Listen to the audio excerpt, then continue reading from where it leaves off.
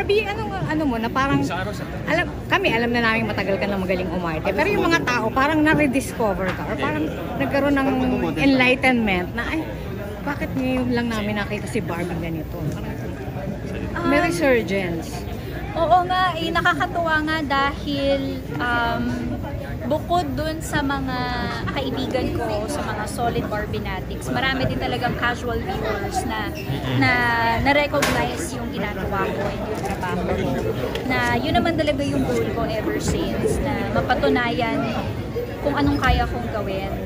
And nakakatuwa dahil na-appreciate nila yung trabaho ko. Yung impact din sa Maria Clara at Ibarra. So, yun, nagpapasalamat lang talaga ako.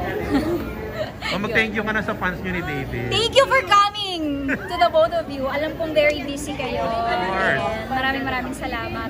Siyempre sa Filay, maraming salamat sa suporta.